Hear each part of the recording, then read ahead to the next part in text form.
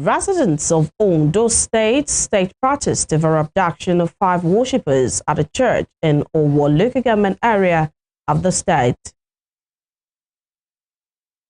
President Bola Tinubu decorates to judicial with his new rank as acting Inspector General of Police.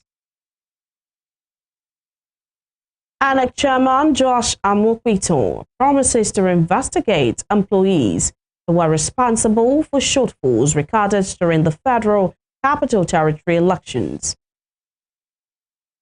On the firing scene, Indian Prime Minister Narendra Modi is visiting Israel for the first time since the war in Gaza began.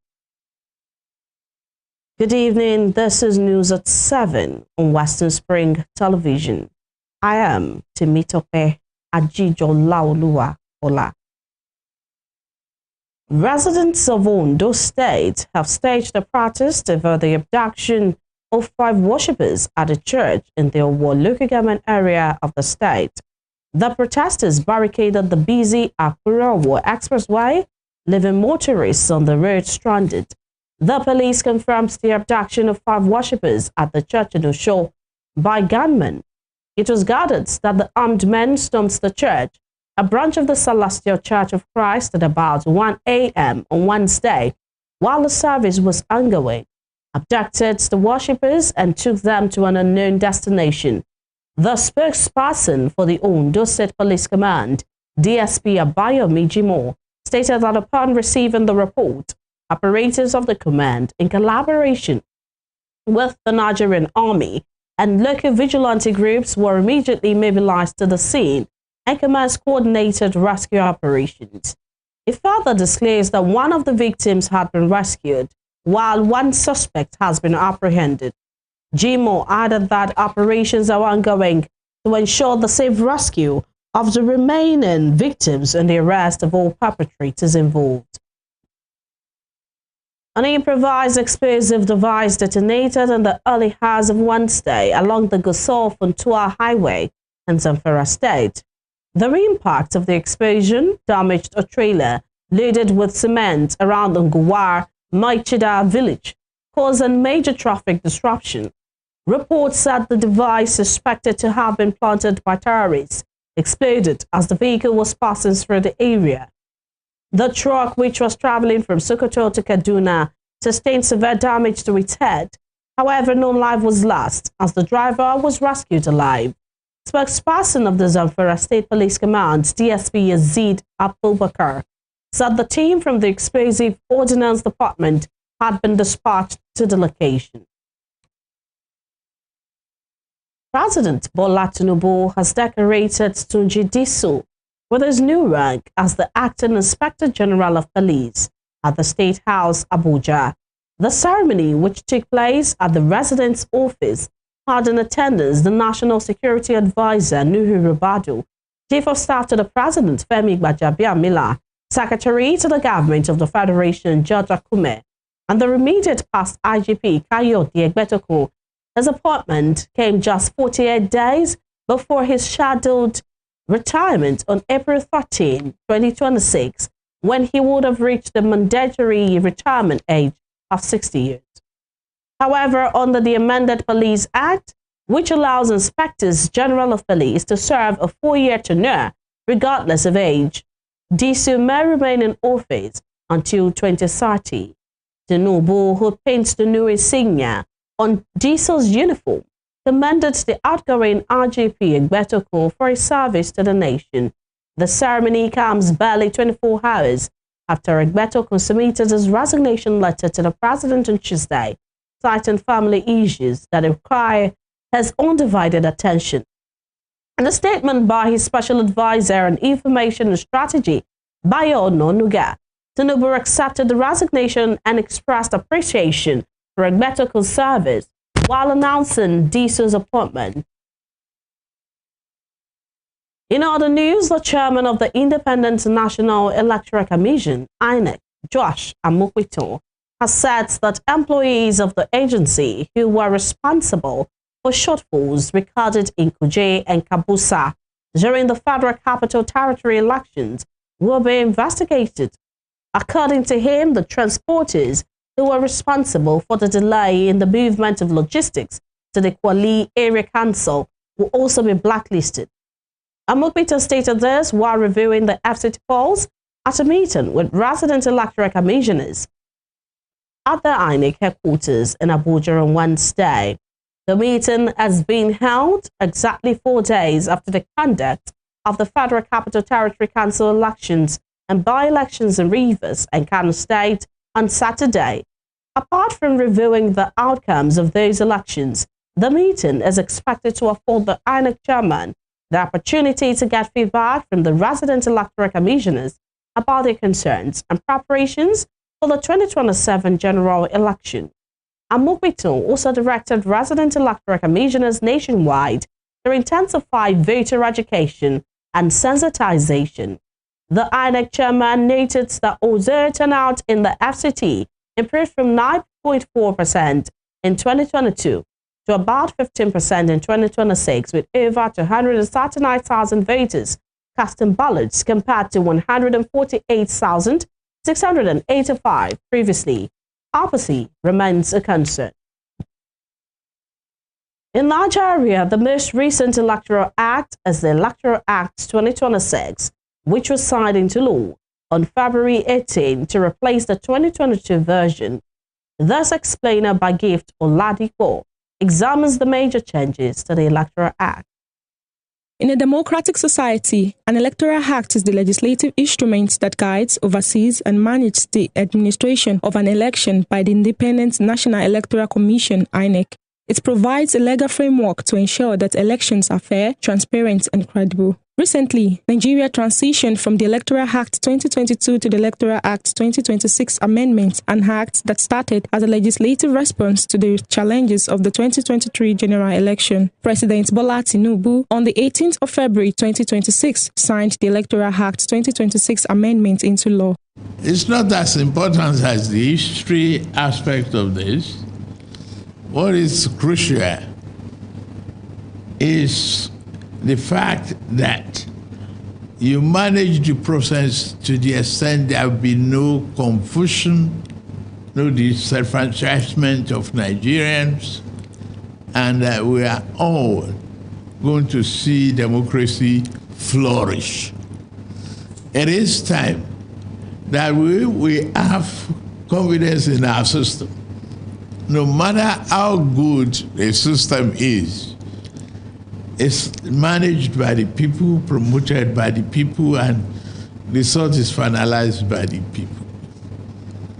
In fact, for final results, you are not going to be talking to the computer, you are going to be talking to human beings who will announce the final results. And when you look at the crux of various arguments, maybe Nigeria should question our broadband capability. How technically are we today? How technically will we be tomorrow? Now let's take a look at the changes or reforms in the new Electoral Act. There is a dedicated INEC fund which establishes financial autonomy and reduces the timeline for disbursing election funds to INEC from 12 months to 6 months before polls. A mandatory bimodal voters accreditation system, BVAS, which connotes that presiding officers must use BVAS or other approved technology to verify voters. The signed Electoral Act also states that polling unit results must be transmitted electronically to the INEC results viewing portal with penalties for non-compliance. This particular provision faced a number of controversies, but there was pressure on the Senate to approve it. That's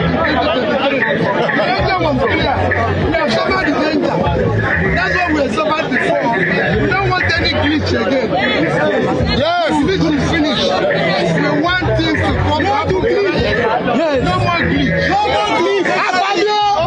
The new act also maintains that political parties must submit verified digital membership registers to INEC 21 days before primaries. while introducing tougher penalties and accountability measures to curb electoral malpractice. These include a 2-year jail term for resident electoral commissioners who withhold vital documents, 6 months imprisonment, or a 500,000 naira fine for presiding officers who frustrate the electronic transmission of results, 2 years imprisonment or fines between 500,000 naira and 2 million naira for vote buying, impersonation, and result manipulation, and a 10 million naira fine for political parties that fail to submit accurate audited returns. The Act further scrapped indirect primaries, allowing direct primaries where registered party members will each cast their vote to choose the main candidate, and a consensus where the party leader will name a candidate as the unanimous party choice. It also introduces changes to campaign spending limit, setting 5 billion naira to 10 million naira for presidential, 1 billion naira to 3 billion naira for governorship, 100 million naira to 5,000 million naira for Senate, and 70 to 250 million naira for the House of Representatives. It also introduces measures to improve inclusivity, including queue separation where cultural norms require it, and support mechanism for visually impaired voters. On voter registration, the National Assembly has removed the National Identity Card and driver's license from the list of acceptable identification documents contained in the Electoral Act 2022, narrowing the documents required for voter registration to 3: a birth certificate, a Nigerian passport, and a national identification number (NIN). Meanwhile, with the introduction of a downloadable voter card, Nigerians may no longer need to wait hours at INEC offices to collect their cards, as the Electoral Act Amendment Bill allows voters to download their voter cards directly from the INEC website. The downloadable cards are projected to increase voter participation in the next polls. While the previous Electoral Act prescribed 6-month deadline for submission of all party candidates, the 2026 Electoral Act mandates political parties to submit the list of candidates at least 4 months before the election date, stating that INEC final list of candidates should be published 2 months before the election day, replacing the previous 150-day provision. On the 21st of February 2026, just days after the new Electoral Act was signed, the Federal Capital Territory Area Council election was held, becoming the first under the fresh law. The election was an opportunity for Nigerians to see and feel how the 2026 Electoral Act would be deployed, following assurance from INEC Chairman Joash Amukpiton that bimodal voter accreditation system (BVAS) would be used in units across the FCT for voter accreditation, and results would be electronically transmitted to the INEC results viewing portal.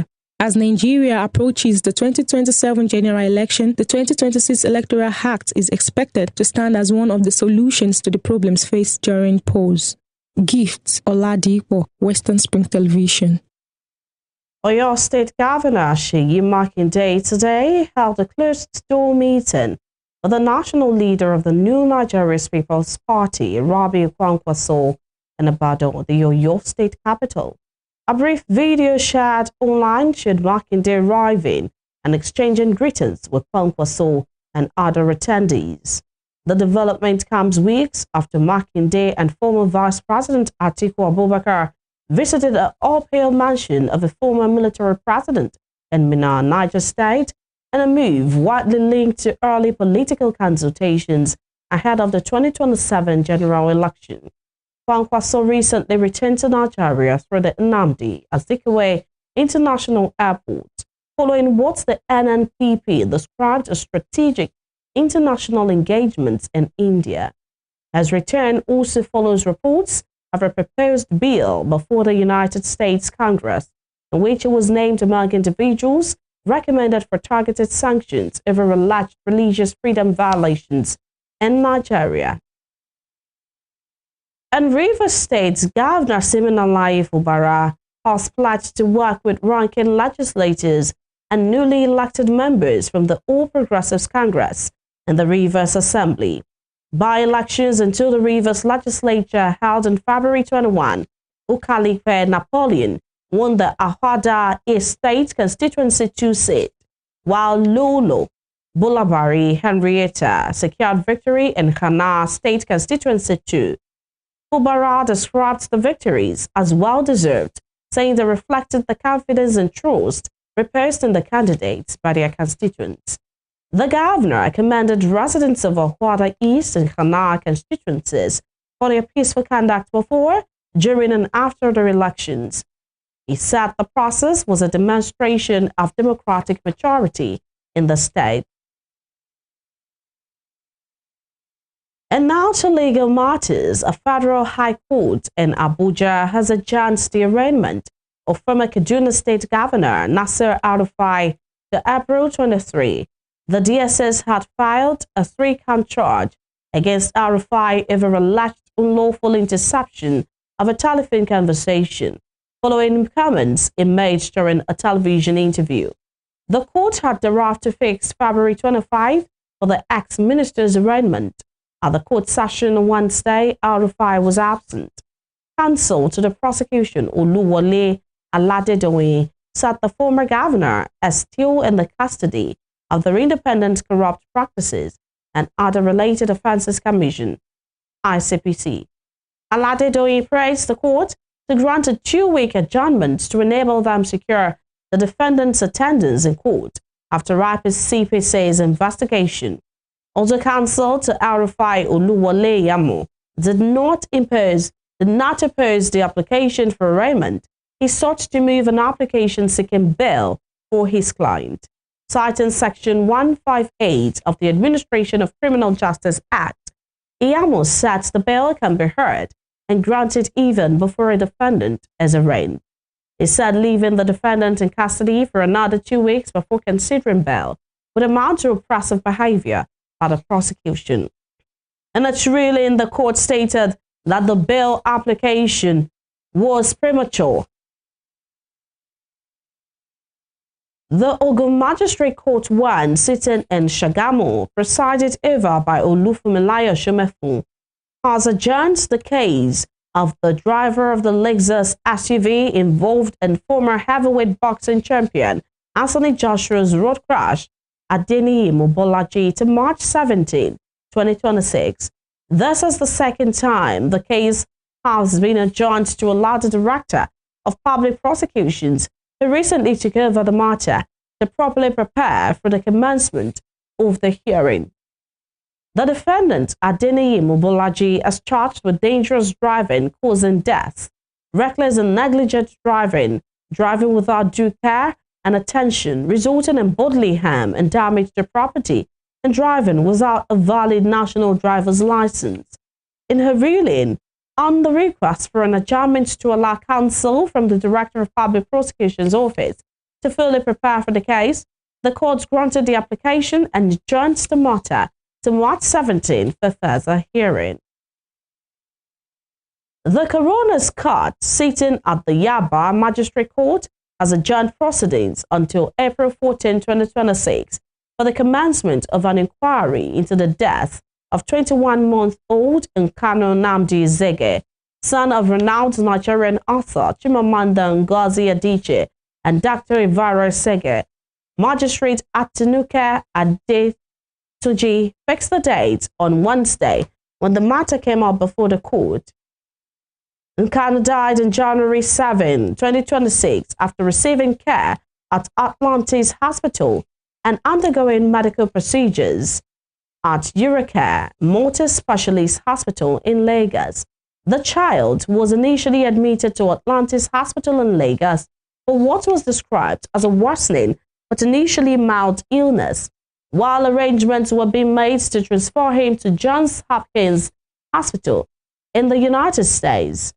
Atlantis referred him to Eurocare for pre-flight diagnostic procedures, including an MRI, lumbar puncture, and insertion of a central line.